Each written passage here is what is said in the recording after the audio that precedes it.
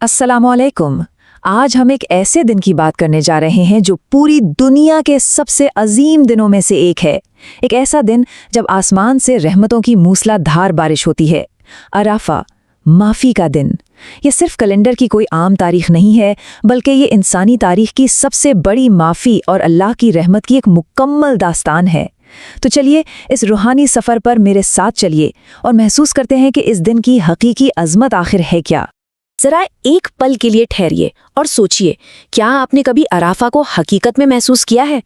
जब हम इस गहरे सवाल पर गौर करते हैं ना, तो हमें आज से नहीं बल्कि इंसानी तारीख के बिल्कुल शुरुआती पलों में जाना पड़ता है।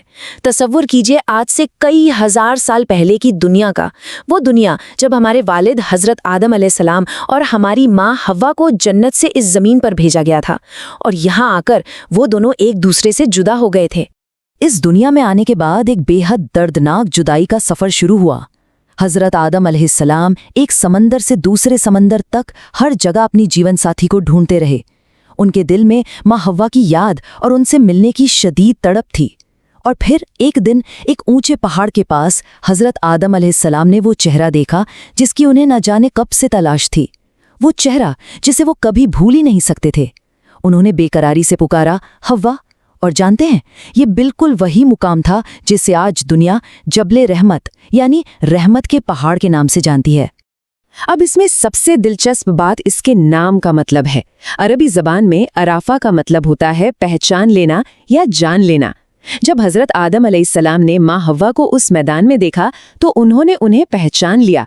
इसी पहचान और मिलन की वजह से इस जगह का नाम अराफात पड़ा। तो देखिए, ये मैदान सिर्फ रेत और पत्थरों का कोई टुकड़ा नहीं है, बल्कि ये एहसास और रूहानी पहचान की सबसे बड़ी अलामत है। अब आप अराफात की अहमियत का अंदाज़ा इस बात से लगाइए कि अराफात का मैदान कोई आलीशान महल नहीं है। वहाँ बेइंतहा गर्मी और चिलचिलाती धूप होती है, दूर दूर तक कोई छाँव नहीं मिलती। लेकिन इस्लाम के सबसे अहम फ़र्ज़ यानी हज को पूरा करने के लिए यहाँ पहुँचना एक लाजमी शर्त है। अगर कोई इंसान अराफात के मैदान में नहीं पहुंचता तो उसका हज मुकम्मल ही नहीं होता। और ये वो दिन है जब शैतान सबसे ज़्यादा जलील होता है, और यही वो वाहिद दिन है जब अल्लाह रब्बुल इज़्ज़त सबसे ज़्यादा लोगों को जहन्नुम की आग से हमेशा के लिए महफूज फरमाता है। चलिए अब वक्त के पन्नों को थोड़ा आगे पलटते हैं और चलते हैं 632 ईस्वी में, यानी हिजरत के 10वें साल में। उस वक्त पूरे अरब में एक खबर ठंडी हवा की तरह फैल गई कि अल्लाह के रसूल सल्लल्लाहु अलैहि वसल्लम इस साल हज पर जा रहे हैं। बस ये सुनना था कि सीरिया से, यमन से, मदीना से और दूर दराज के इलाकों से मुसलमानों का एक सैलाब उमड़ पड़ा। लोग अपना कारोबार, अपनी तिजारत सब छोड़ के मक्का की तरफ चल पड़े, सिर्फ और सिर्फ अपने नबी सल्लल्लाहु अलैहि वसल्लम के साथ हज करने और उनके मुबारक चेहरे को देखने की चाहत में। किताबों में आता है कि उस दिन अराफात के मैदान में 1 लाख से ज्यादा मुसलमान जमा थे। सुभान अल्लाह। लोगों के इस अजीम समंदर के बीच एक छोटा बच्चा नुबैत इब्न शरैत पहली बार अपने वालिद के साथ हज पर आया था। उसके वालिद ने दूर से इशारा करते हुए कहा, बेटा, क्या तुम ऊंटनी पर सवार उस शख्स को देख रहे हो जो सबसे ज्यादा खूबसूरत लग रहे हैं? वो नूरानी हस्ती अल्लाह के रसूल मोहम्मद सल्लल्लाहु अलैहि वसल्लम की थी। उस छोटे बच्चे के दिल पर वो नूर और वो अजीम नज़ारा हमेशा के लिए नक्श हो गया। और फिर उस अजीम भीड़ के सामने अल्लाह के नबी सल्लल्लाहु अलैहि वसल्लम ने एक ऐसा खुतबा दिया जिसे पूरी जिंदगी का सबसे अहम पैगाम माना जाता है। आपने फरमाया, ए लोगो, मेरी बात ध्यान से सुनो। शायद ये मुमकिन है कि अगले साल तुमसे मुलाकात ना हो सके। जरा सोचिए, जैसे ही ये अल्फाज अराफात के मैदान में गूंजे, लाखों की भीड़ में एक गहरा सन्नाटा छा गया। लोगों के दिलों में एक अजीब सी बेचैनी और हैरानी पैदा हो गई कि आखिर हुजूर ऐसा क्यों कह रहे हैं? क्या ये किसी बड़ी बात का इशारा है? इसके बाद जो पैगाम दिया गया ना, वो आज भी इंसानों के लिए एक मुकम्मल कानून है। रसूलुल्लाह ने बुनियादी हुकूक बयान करते हुए सख्ती से फरमाया कि किसी का दिल न दुखाओ, ना ही किसी मजलूम का माल खाओ। जो गरीब हैं उन्हें वही खिलाओ जो तुम खुद खाते हो, और सूद यानी ब्याज से पूरी तरह दूर रहो। आपने ताकीद की कि हर मुसलमान दूसरे मुसलमान का भाई है, इसलिए एक दूसरे की जान, माल और इज्जत की हर हाल में हिफाजत करो। फिर आपकी आवाज़ में गहरा दर्द और अपनी उम्मत के लिए फिक्र उमड़ पड़ी। आपने औरतों के हुकूक के लिए आवाज़ उठाते हुए कहा, औरतों के मामले में नरम रहो और अल्लाह से डरो। ان کا حق نہ کھاؤ، ان پر ظلم نہ ڈھاؤ۔ اس کے ساتھ ہی پوری امت کو متحد رہنے کی ہدایت دیتے ہوئے آپ نے فرمایا کہ میں تمہارے لیے اللہ کی رسی کو چھوڑے جا رہا ہوں، اگر تم نے اسے مضبوطی سے پکڑے رکھا نا تو کبھی ٹھوکر نہیں کھاؤ گے۔ یقین مانیے یہ ہماری کامیابی کی سب سے بڑی چابی ہے۔ اور پھر آیا اس خطبے کا وہ عروج، وہ خاص لمحہ جب نبی پاک نے صاف طور پر اعلان کیا، اے لوگو یاد رکھو میرے بعد کوئی نبی نہیں اور تمہارے بعد کوئی امت نہیں۔ اس کے بعد آپ نے جنت میں داخل ہونے کے لیے بنیادی شرطیں بتائیں، اپنے رب کی عبادت کرنا، 5 وقت کی نماز پڑھنا، رمضان کے روزے رکھنا، خوشی سے اپنی زکوٰۃ دینا، اپنے پروردگار کے گھر کا حج کرنا اور حکمرانوں کی اطاعت کرنا۔ یہ اسلام کا وہ مکمل ڈھانچہ ہے جسے ہمیں آج اپنی زندگی میں ڈھالنا ہے۔ اس بے حد گہرے پیغام کے بعد نبی پاک صلی اللہ علیہ وسلم نے اس 1 لاکھ سے زیادہ لوگوں کے ہجوم پر ایک نگاہ ڈالی اور پھر ایک ایسا سوال کیا جس نے وہاں موجود ہر شخص کی روح کو جھکجھوڑ دیا۔ آپ نے پوچھا، ایک روز تم سے میرے بارے میں سوال کیا جائے گا، بتاؤ کہ تم اس دن کیا جواب دو گے؟ ذرا تصور کیجئے اس چلچلاتی دھوپ میں اتنے بڑے میدان میں کیسا جذباتی ماحول رہا ہوگا جب رسول اللہ نے خود یہ سوال پوچھا۔ اس سوال کے جواب میں جو ہوا وہ تاریخ کا ایک ایسا لمحہ تھا جسے کبھی بھلایا نہیں جا سکتا۔ وہ انسانوں کا سارا سمندر ایک ساتھ بول پڑا، یا رسول اللہ، ہم اس بات کی گواہی دیتے ہیں کہ آپ نے اللہ کا پیغام ہم تک پہنچا دیا۔ اللہ اکبر۔ اس جواب کو سننے کے بعد اللہ کے نبی نے اپنی شہادت کی انگلی آسمان کی طرف اٹھائی اور 3 بار کہا، اے اللہ تو گواہ رہنا، اے اللہ تو گواہ رہنا، اے اللہ تو گواہ رہنا۔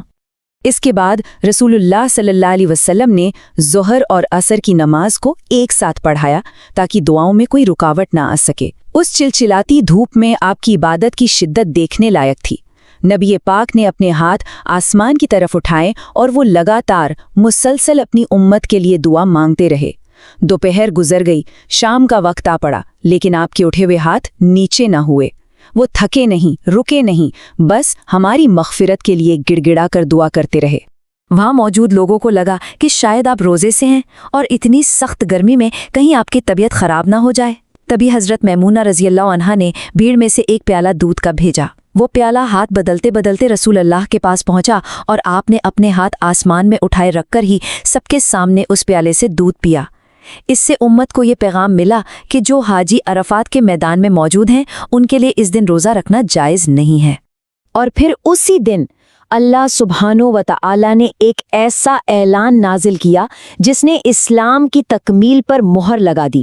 سورہ المائدہ کی یہ آیت نازل ہوئی، آج میں نے تمہارے لیے تمہارا دین مکمل کر دیا ہے اور اپنی نعمتیں تم پر پوری کر دی ہیں۔ یہ آیت سن کر وہاں کھڑے لاکھوں صحابی خوشی سے جھوم اٹھے۔ انہیں لگا کہ یہ اسلام کی سب سے بڑی فتح اور خوشی کا مقام ہے۔ لیکن اس خوشی کی لہر کے بیچ ایک شخصیت ایسی تھی جو پھوٹ پھوٹ کر رو رہی تھی، اور وہ تھے حضرت عمر رضی اللہ عنہ۔ جب ان سے پوچھا گیا کہ آپ کیوں رو رہے ہیں تو انہوں نے ایک بہت ہی گہری بات کہی۔ انہوں نے فرمایا کہ کمال کے بعد، یعنی جب کوئی چیز مکمل ہو جاتی ہے نا، تو اس کے بعد اس کا زوال ہی شروع ہوتا ہے۔ حضرت عمر سمجھ گئے تھے کہ دین کے مکمل ہونے کا مطلب یہ ہے کہ اب رسول اللہ صلی اللہ علیہ وسلم کا اس دنیا سے پردہ فرمانے کا وقت قریب آ چکا ہے۔ آج جب ہم اس واقعے کو یاد کرتے ہیں تو اکثر سوچتے ہیں کہ کاش ہم بھی وہاں موجود ہوتے، لیکن یاد رکھیے عرفات کا میدان صرف سعودی عرب کی ایک زمینی جگہ نہیں ہے، بلکہ یہ ایک احساس ہے، ایک روحانی کیفیت ہے۔ ایک عرفات وہ ہے جو مکہ میں ہے اور ایک عرفات وہ ہے جو آج ہمارے سینوں میں دھڑک رہا ہے۔ یہ وہ لمحہ ہے جب ہمیں اپنی توبہ کی قبولیت کو پہچاننا ہے اور اپنے رب کی طرف رجوع کرنا ہے۔ تو جو لوگ آج حج کے میدان میں نہیں ہیں انہیں مایوس ہونے کی ضرورت نہیں ہے۔ ان کے لیے اللہ کی رحمت کے دروازے بند نہیں ہوئے ہیں۔ اللہ اتنا رحمان ہے کہ جو شخص آج عرفہ کے دن کا روزہ رکھتا ہے اس کے پچھلے 1 سال اور آنے والے 1 سال کے گناہ معاف کر دیے جاتے ہیں۔ ہم عصر اور مغرب کے درمیان اپنے گھروں یا مسجدوں میں بیٹھ کر بالکل حاجیوں کی طرح اپنے اور اپنے پیاروں کے لیے گڑ گڑا کر مغفرت مانگ سکتے ہیں۔ اسی عمل کو عربی میں تعریف کہا جاتا ہے۔ جیسے جیسے ہمارا یہ آج کا سفر اپنے اختتام کی طرف بڑھ رہا ہے، ہم اللہ کی بارگاہ میں یہی دعا کرتے ہیں کہ اے اللہ، ہماری خطاؤں کو معاف فرما، ہمارے گناہوں کو بخش دے اور ہم سے ہمیشہ کے لیے راضی ہو جا۔ دیکھیے اللہ کی رحمت ہر طرف برس رہی ہے، سوال صرف یہ ہے کہ جب ہمارا رب آسمان دنیا پر آ کر مغفرت بانٹ رہا ہے تو کیا ہمارے ہاتھ اٹھے ہوئے ہیں؟ کیا ہمارا دل حقیقت میں عرفات کے اس روحانی میدان میں موجود ہے؟ اس سوال پر ضرور غور کیجیے گا۔ اللہ ہم سب کو بہترین اجر عطا فرمائے، آمین۔